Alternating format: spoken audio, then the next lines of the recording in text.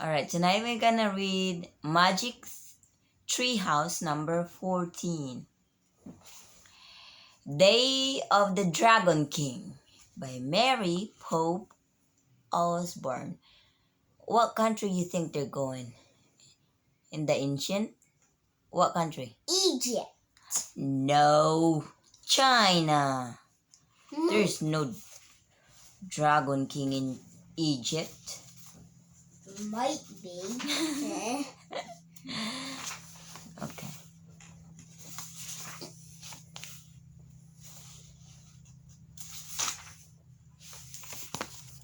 Prologue. That's the treehouse, magic treehouse. One summer day in Frog Creek, Pennsylvania, a mysterious treehouse appeared in the woods. 8-year-old Jack and his 7-year-old sister Annie climbed into the treehouse.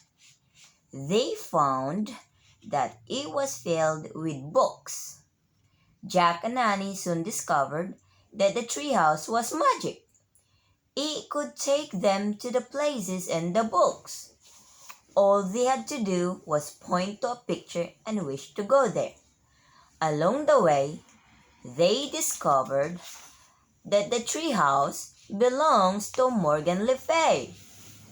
Morgan is a magical librarian from the time of King Arthur. She travels through time and space gathering books. In Magic Treehouse number 12, Polar Bears past bedtime, Jack and Annie solved the last of 4 ancient riddles and became master librarians. To help them in their future task, Morgan gave Jack and Annie secret library cards with the letters ML on them. Jack and Annie's first 4 missions as master librarians are to save stories from ancient libraries. When their first adventure ended, Magic Treehouse number 13, Vacation Under the Volcano, Morgan asked them to return to the treehouse in 2 weeks to go to China and save another story. Now, the 2 weeks are over.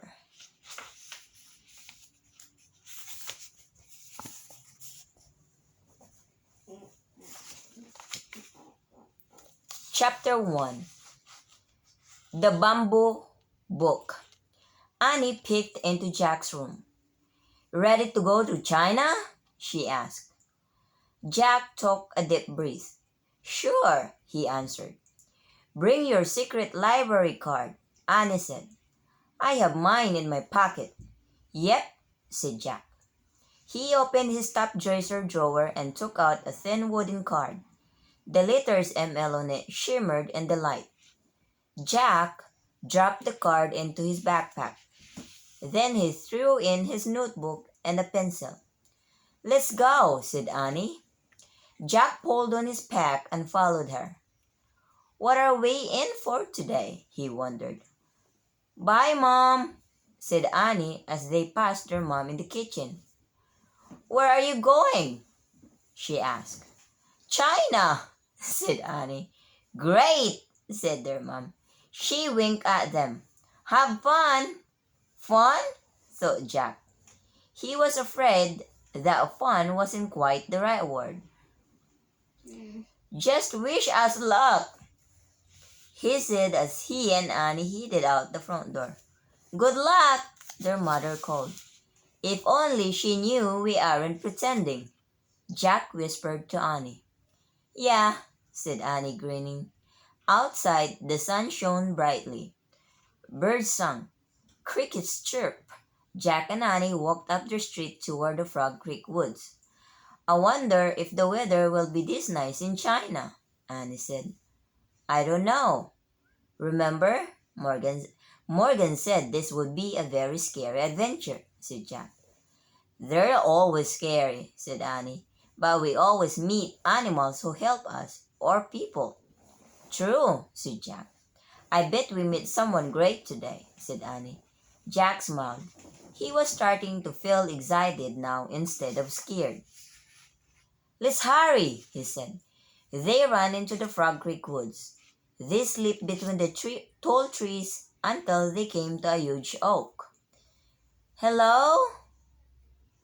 came a soft voice they knew well. They looked up. Morgan was peering down from the magic treehouse. "Ready for your next mission as master librarians?" she asked. "Yes," said Jack and Annie. They grabbed the rope ladder and started up. "Are we still going to China?" asked Annie when they had climbed into the treehouse. "Indeed," said Morgan. "You're going to ancient China. Here is the title of the story you must find." She held up a long, thin strip of wood. "It looks like a ruler, except it had strange writing on it instead of numbers. Long ago, the Chinese discovered how to make paper. It was one of the world's most important discoveries," said Morgan. "But you are going to a time earlier than that, to a time when books were written on bamboo strips like this one." "Wow," said Annie, pointing at the figures on the bamboo. "So this is Chinese writing?" "Yes," said Morgan. "Just as we have letters, Chinese writing is made up of many characters. Each one stands for a different thing or idea. These characters are the title of an ancient Chinese legend.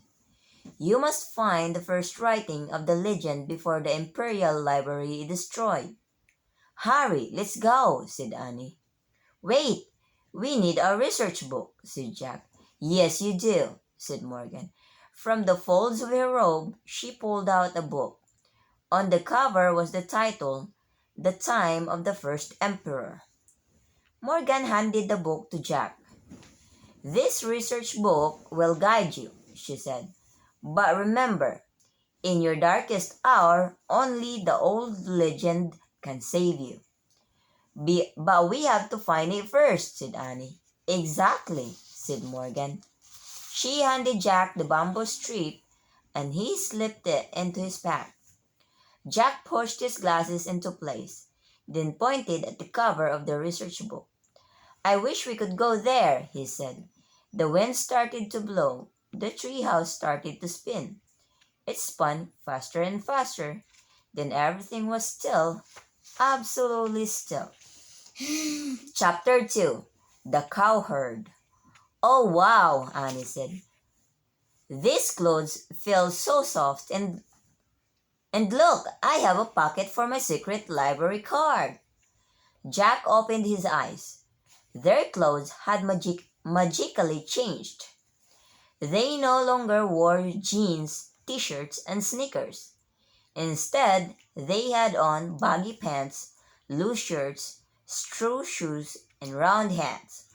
Annie's shirt had a pocket in it. Jack saw that his backpack had become a rough cloth sack. Inside were his research book, his notebook, his library card, and the bamboo strip. "Cows," said Annie, looking out the window. Jack looked out too. The treehouse had landed in a lone tree in a sunny field. Cows grazed, and a young man stood watching over them. At the edge of the field was a farmhouse. Beyond the house was a walled city. "It looks so peaceful," said Annie. "You can never be sure," said Jack. "Remember, Pompeii looked peaceful before the volcano went off." "Oh yeah," said Annie. "Let's see what the book says," said Jack. He reached in the sack and pulled out the china book. He opened it and read aloud.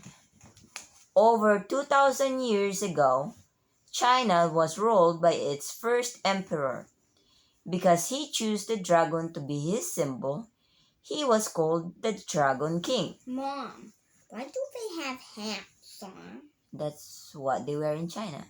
"He was called the Dragon King. In China, dragons are seen as brave and powerful creatures." "Dragon King? That sounds a little scary," said Jack. "I like his outfit," said Annie. Next to the writing was a picture. It showed a man wearing a rich, flowing robe with wide sleeves. He also wore a tall hat with beads hanging from it. Jack pulled out his notebook and wrote, "First Emperor called Dragon King." "The book we need must be in the Dragon King's library," said Annie. "I bet his palace is the city."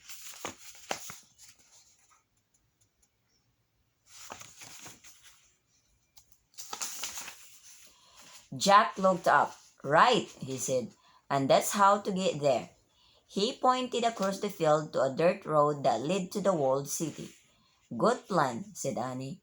She climbed out of the treehouse and started down the rope ladder. Jack threw the china book and his notebook into his sack. He slung the sack over his shoulder and followed Annie. When they reached the ground, they started through the field. "Look, that guy's waving at us," said Annie. The man tending the cows was shouting and waving. He started running toward them. "Uh-oh, what's he want?" said Jack. A moment later, the man stood in their path. He was young and handsome with a kind face. "Can you do me a great favor?" he asked. "I would be most grateful." "Of course," said Annie. "Give a message to the weaver. You will see her at the farmhouse," said the young man. "Tell her to meet me here at twilight." "Sure, no problem," said Annie. The young man smiled. "Thank you," he said. Then he started to leave. "Wait, excuse me," said Jack. "Do you know where we can find the Imperial Library?" A look of horror crossed the man's kind face. "Why?" he whispered. "Oh, I just wondered," said Jack. The young man shook his head. "Beware of the Dragon King," he said. "Whatever you do, beware." Then he turned and ran back to his cows. "Oh man," whispered Jack. "Now we know one thing for sure." "What?" asked Annie. "This place is not as peaceful as it seems," Jack said. Chapter 3. The Silk Weaver. Jack and Annie kept walking across the pasture toward the road. Annie stopped when they neared the farmhouse. "We have to find the silk weaver and give her the message," she said.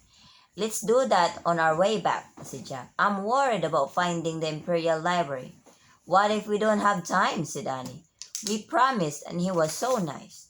Jack sighed. "Okay," he said, "but let's find her fast. And remember to keep your head down so no one will notice us."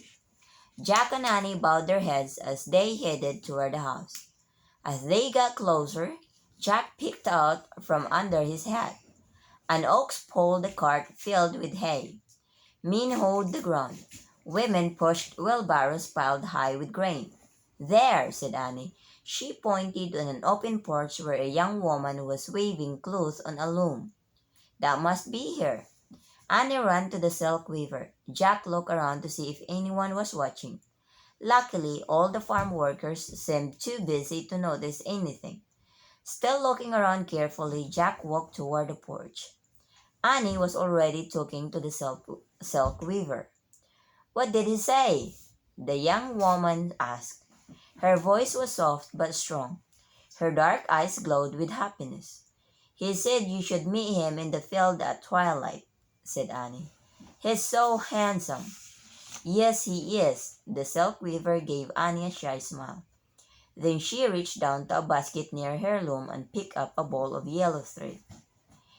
"It was very brave of you to bring the message," she said. "Please accept this silk thread as my thank you." She handed Annie the ball of silk. "It's beautiful," said Annie. "Feel." She handed it to Jack. The thread was smooth and soft. "How do you make silk?" said Jack. "It is made from the cocoon of silkworms," said the weaver. "Really? Worms? That's neat," said Jack. "Let me write that down." He reached into his sack. "Please don't," said the silk weaver. "The making of silk is China's most valuable secret. Anyone who steals the secret will be arrested. The Dragon King will have him put to death."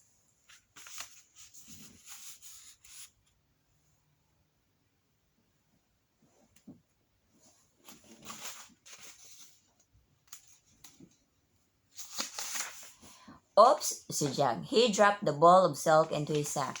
I think you must leave quickly, whispered the silk weaver. You have been seen.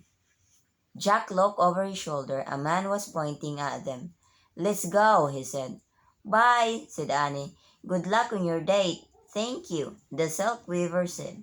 Come on, said Jack. They hurried away from the silk weaver. Stop, someone shouted. Run, said Annie. Chapter 4 The Great Wall. Jack and Annie ran around the farmhouse. At the back was an ox cart filled with bags of grain. There was no one inside. The shouting behind them got louder. Jack and Annie looked at each other, then dived into the back of the wooden cart. They buried themselves in the middle of the bags of grain. Jack's heart pounded as the shouts came closer. He held his breath and waited for the people to leave. Suddenly, the cart lurched forward. Someone was driving them away. Jack and Annie picked over the bags. Jack saw the back of the driver. He was calmly steering the ox cart over the dirt road. They were on their way to the walled city.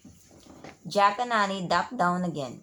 This is great. Why is someone driving them out of the city? No, they're driving to bring the grains to the city. They were on their way to the walled city. Jack and Annie ducked down again. This is great, whispered Annie. All we have to do is jump out when we get into the city.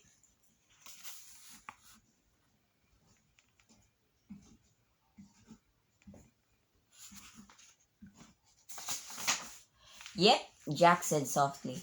Then we'll find the Imperial Library, find the book, and get back to the magic treehouse. No problem, whispered Annie. Whoa! The cart slowly came to a halt. Jack held his breath. He heard voices and the heavy tramping of feet, lots of feet. He and Annie picked out. Oh man, he whispered. A long line of men was crossing the road in front of the cart. They carried axes, shovels, and hoes. Guards marched alongside them. Let's find out what's happening, said Jack. He reached into his sack and pulled out the china book. Pushing his glasses into place, he found a picture of the workers. He read, The Dragon King forced many of his subjects to start building a wall to protect China from invaders. Later, emperors made the wall even longer. Finally, it stretched 3,700 miles along China's border. The Great Wall of China is the longest structure ever built. Wow, the Great Wall of China, said Jack. I've heard of that, said Annie. Who hasn't, said Jack. Those guys are going to work on it right now. Just then, someone grabbed Jack and Annie. They looked up. It was the driver of the cart. Who are you? He asked angrily. Jack didn't know what to say. The man's gaze fell on the open book in Jack's hand. His mouth dropped open. He let go of Jack and Annie. Slowly, he reached out and touched the book. He looked back at Jack and Annie with wide eyes. What is this? He said. Chapter 5 The Scholar. It's a book from our country, said Jack. Your books are made of bamboo, but ours are made of paper. Actually, your country invented paper, but later in the future. The man looked confused. Never mind, said Annie. It's for reading. It's for learning about faraway places. The man stared at them. Tears filled his eyes. What's wrong? Annie asked softly. I love reading and learning, he said. So do I, said Jack. The man smiled. You don't understand. I am dressed as a farmer, he said, but in truth I am a scholar. What's a scholar? Said Annie. We are great readers, learners, and writers, he said. We have long been the most honored citizens in China. The scholar's smile faded. But now scholars are in danger, he said, and many of us have gone into hiding. Why? Said Jack. The Dragon King is afraid of the power of our books and learning, said the scholar. He wants people to think only what he wants them to think. Any day he may order the burning of the books. Annie gasped. Does that mean what I think it means? Said Jack. The scholar nodded. All the books in the Imperial Library will be burned, he said. That's rotten, said Annie. Indeed it is. The scholar said quietly, Listen, we have a mission to get a book from that library, said Jack. Who are you? Asked the scholar. Show him, said Annie. She reached into her shirt pocket as Jack reached into his sack. They brought out the secret library cards. The letters shimmered in the sunlight. The scholar's mouth dropped open again. You are master librarians, he said. I have never met once. So honored who were so young. He bowed to show his respect. Thank you, said Jack and Annie.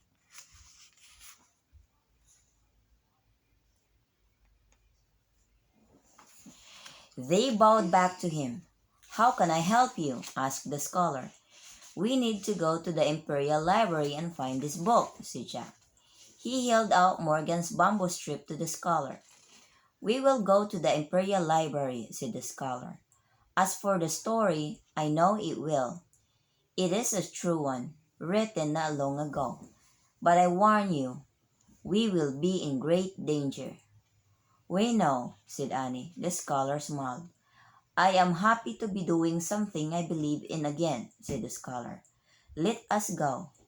They all climbed into the front of the cart. The long line of wall builders was marching in the distance. As the oxen started forward, the scholar turned to Jack and Annie. Where are you from? He asked. Frog Creek, Pennsylvania, said Annie. I have never heard of it, said the scholar. Do they have a library there? Oh, sure, there's a library in every town, said Jack. In fact, there are probably thousands of libraries in our country. And millions of books, said Annie. And no one burns them. Right, said Jack. Everyone gets to go to school to learn to read them. The scholar stared at him and shook his head. It sounds like paradise, he said. Chapter 6. The Dragon King. The ox cart bumped across the wooden bridge that crossed over a moat. Then it passed guards standing by giant wooden gates. Are the gates ever closed? Jack asked. Oh yes, every day at sunset, said the scholar. When the gong sounds, the gates close. The bridge comes up and the city is sealed shut for the night. I guess visitors have to leave before that happens, Annie said, or they'll be stuck here for the whole night, right? Yes, said the scholar. The cart bumped between the city gates. Rows of small houses were bunched together on either side of the street. They were made of mud with straw roofs. People cooked over outdoor fires.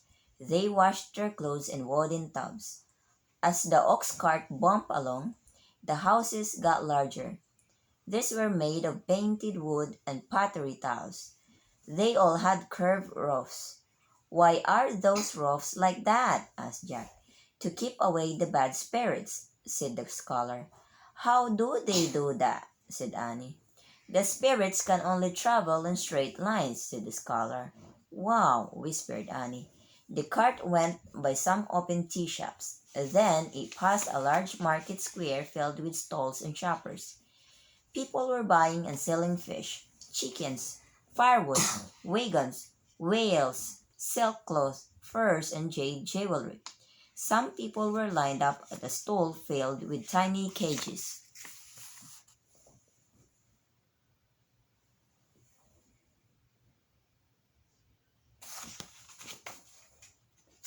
I'll be fine. What's for sale there? Said Annie. Crickets, the scholar said. They make good pits. You can feed them tea leaves and enjoy their delicate song. The cart moved on toward the Dragon King's walled palace. They stopped in front of the palace gates. Grain delivery! The scholar shouted up to the guard at the tower. The guard waved them through. Inside were beautiful gardens and huge mounds of earth surrounded by a low brick wall. That is the Imperial burial grounds, said the scholar, pointing at the mounds. Who is buried there? Asked Jack. The ancestors of the Dragon King, said the scholar. What are ancestors? Annie asked. They are the people in your family who lived before you, said the scholar. Someday, the Dragon King himself will be buried there.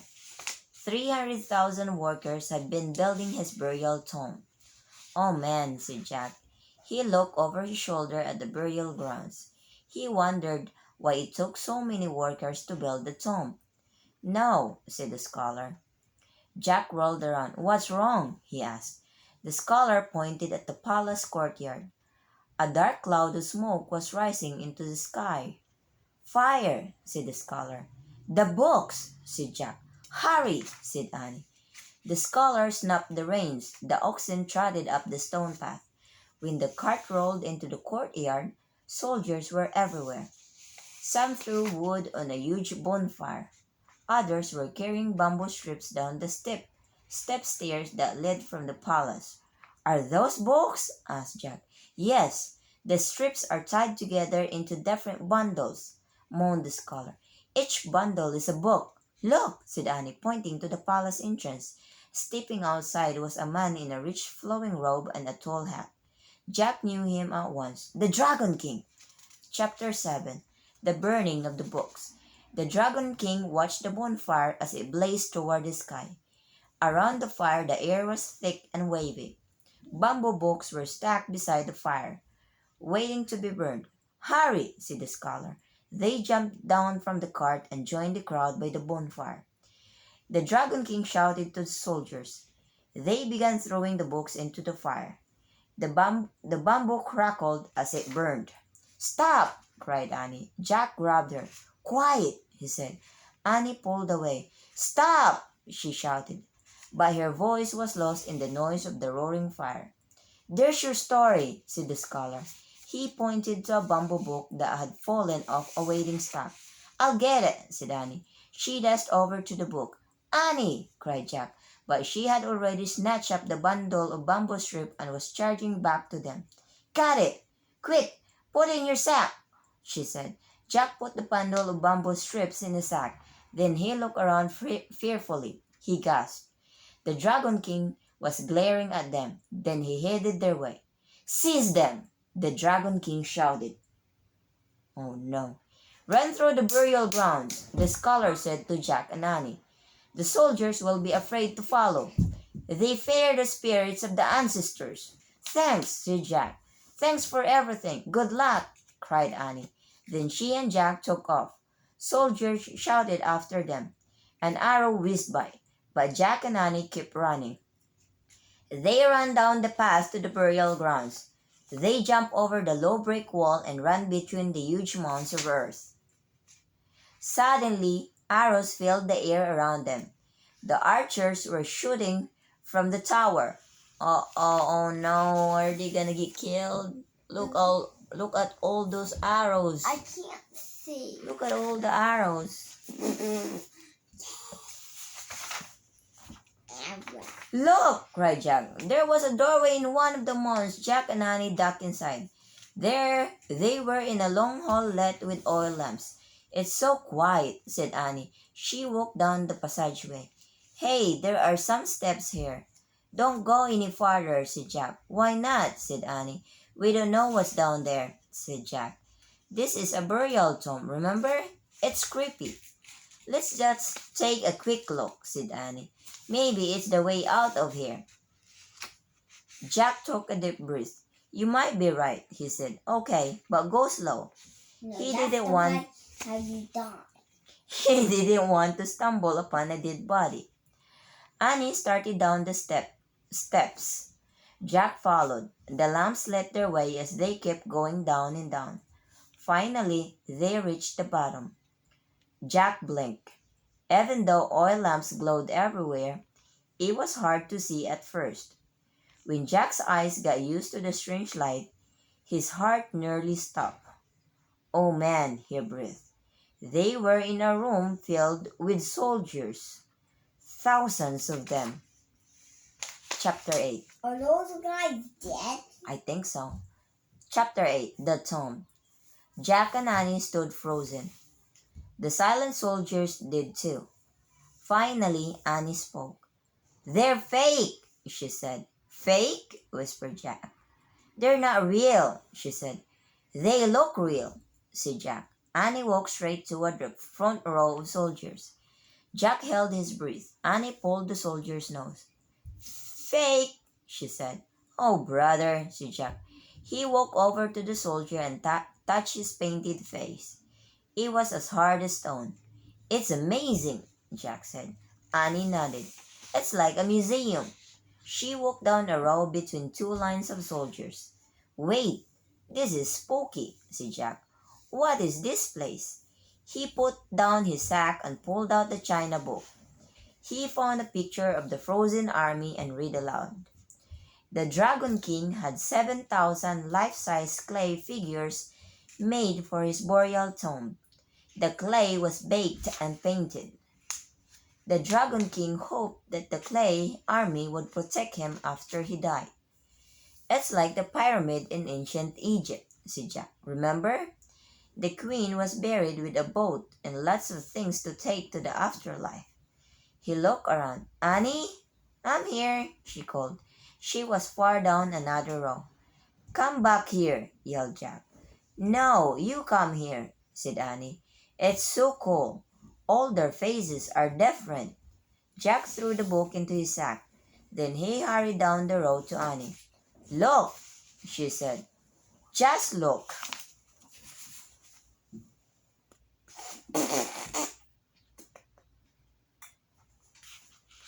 Why are they standing? They're looking at all the fake armies. In the flickering lamplight, they wandered down the rows of soldiers. No two soldiers had the same nose. Aren't they not even? There's only 7,000 that died and 1,000 that are down you. So then soon another 1,000 will keep going down you until all of them will be gone and everything will be. There's 7,000 of them. They wandered down the rows of soldiers. No two soldiers had the same nose, the same eyes, or the same mouth. "Oh man, no wonder so many people had to work on this tomb," Mom, said Jack. So if 1,000 die, They're not real, they're fake. They're made of clay. So if 1,000 die, they make another 1,000? No, the people made 7,000 fake soldiers made of clay. Oh. They're not real human, they're fake. So, "Oh man, no wonder. So many people had to work on this tomb," said Jack. Mom, so there's 7,000 that are Yes. fake that just go right in there and become fake? They're fake. It's like a statue. They're just standing in So there. you mean he just brought statue instead of them just stepping in the tomb and then dying? No, and just put it there in line so when the king died, he'll have like a pretend soldiers in his tomb. "They really did a good job," said Annie. "Yeah," said Jack. "They were nailing archers and foot soldiers dressed in red and black armor. There were real bronze swords, daggers, axes, spears, bows, and arrows. There were even life-size wooden chariots with horses. The horses looked completely real. They were different colors with white teeth and red tongues." "I have to take some notes about all this," said Jack. He pulled out his notebook and pencil. Then, kneeling on the brick floor, he wrote, "No two faces the same, not even the horses." "Jack," said Annie, "you know what?" "What?" "I think we're lost," she said. "Lost?" Jack stood up. "We're not lost." "Yeah? Then which way is out?" said Annie. Jack looked around. All he could see were rows of soldiers in front of them. To the right, to the left, behind them, nothing but clay soldiers. "Which way did we come?" said Annie. "I don't know," said Jack. "All the rows look the same." They stretched out endlessly.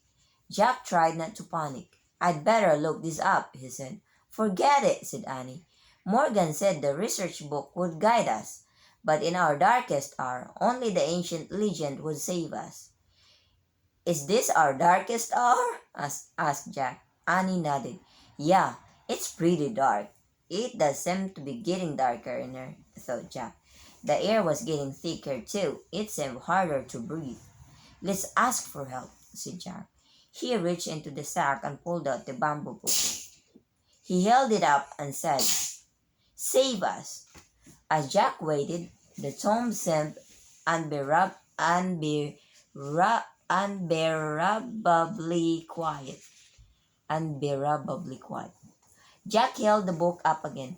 Please help us find our way out, he said. He and Annie kept waiting, but nothing happened. The air was growing even thicker. The light was getting dimmer. The countless rows of soldiers seemed creepier. Help did not come. Jack felt faint. I guess we'll just have to look, Annie said. What? The ball of thread. It rolled out of your sack, she said. So what? Said Jack. He looked at his cloth sack lying on the floor. The ball of yellow silk thread had rolled out, and it was still rolling, leaving a trail of yellow thread. Chapter 9. The Silk Path. What's going on? Said Jack. I don't know, said Annie, but we'd better follow it. She hurried after the ball of silk thread. Jack put the bamboo book into his sack and took off after her. They followed the trail of thread down the row, where it turned down another row. Hey, that's impossible, said Jack. That's scientifically impossible. I told you, it's magic, cried Annie. Jack couldn't believe it, but he kept following the thread. Suddenly, the trail of thread was gone. The ball had completely unrolled. Jack and Annie stood still for a moment and caught their breath. What? What now? Said Jack. I guess we got up those stairs, Annie said. What stairs? Said Jack. There. Jack threw the dim light and saw the entrance to a stairway only a few feet away. Let's get out of here, he said. They ran up the stairs. At the top, they saw that they were in the hall that led to the entrance of the mound. They walked and walked and walked down the lamp-lit passage. Finally, Jack stopped. I don't remember this hall being so long, he said. Me neither, said Annie. I guess those weren't the same stairs that we went down. What should we do now? Said Jack. We'd better keep going, said Annie. Yeah, we don't have much choice, said Jack. They started walking again. They rounded a corner and came to a door. Oh, great, said Annie. Wait, we don't know what's on the other side, said Jack. Go slow, be careful. Okay, said Annie. Slowly and carefully she opened the door. Then she peeked out. Yippee, she said softly. Annie stepped into the fading daylight. Jack stepped out after her. The sun had gone down. They were standing outside the gate of the Dragon King's palace. They could see the market not far away. The stalls were closing for the day. We're safe, said Annie. Jack breathed a huge sigh of relief. Just then, a gong sounded. It was coming from the tower of the city walls. Oh man, they're going to close the gates, said Jack. He clutched his sack as they took off. They charged up the street. They ran past the market. They ran past the rich houses, past the poor houses. Their straw shoes fell off, but Jack and Annie kept running barefoot. Jack, as the giant wooden gates started to close, they tore through them. They charged across the bridge and kept running up the dirt road, past the farmhouse and through the field. By the time they reached their tree, Jack's lungs ached. His heart pounded. His feet burned. He followed Annie up the rope ladder. Did they go through the gate? Yes, they did. They got out on time before it closed. He followed Annie up the rope ladder. When they got inside the treehouse, Jack collapsed. Jack collapsed. Let's go home, he said, out of breath. He reached for the Pennsylvania book. Wait, said Annie, looking out the window. They found each other. Who found who? Said Jack, panting. He dragged himself to the window and looked out. Two figures embraced at the edge of the field. The silk weaver and the man who takes care of the cows, said Annie. Oh yeah, said Jack. Bye. Annie called to them. The couple waved back.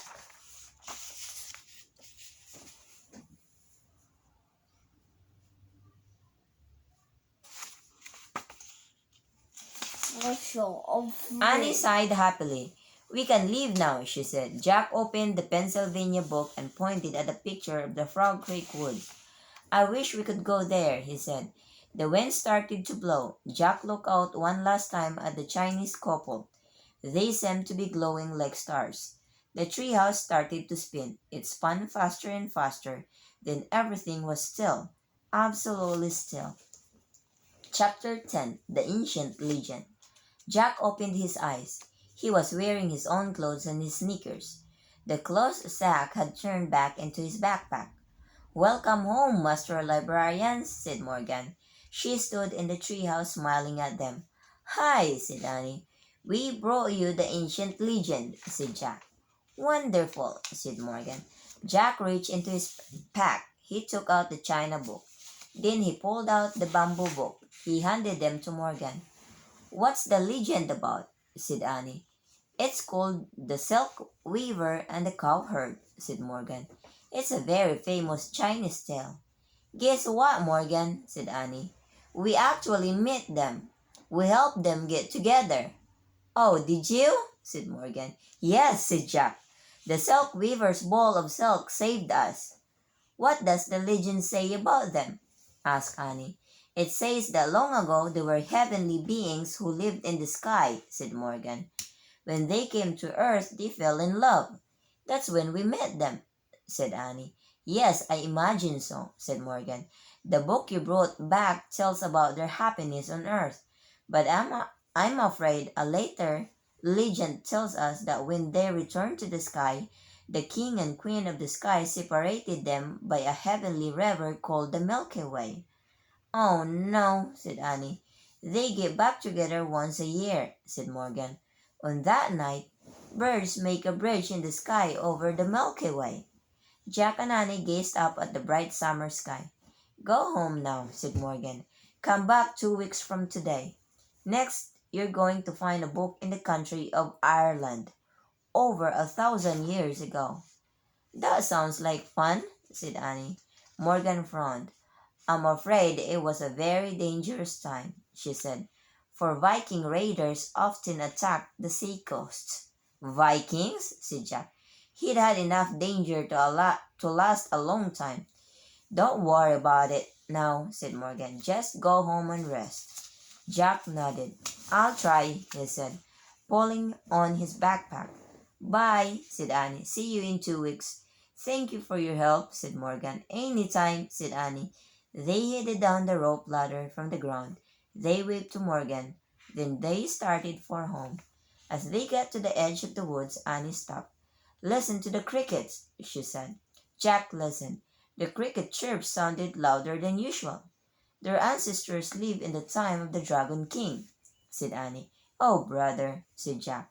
Right now the grown-ups are telling the little crickets a legend, said Annie. Yeah, sure, said Jack. A legend passed down from their ancestors, said Annie. Jack smiled. He didn't want to admit it, but the cricket's noise did sound like storytelling. He could almost hear them saying, Dragon King, Dragon King, Dragon King. Jack, Annie, came a voice.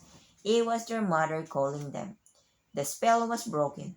The cricket stories were just plain old cricket sounds again. Coming, Jack shouted. Jack and Annie ran their street and across their yard. Did you have a good time in China? Their mom asked. It was pretty scary, said Annie.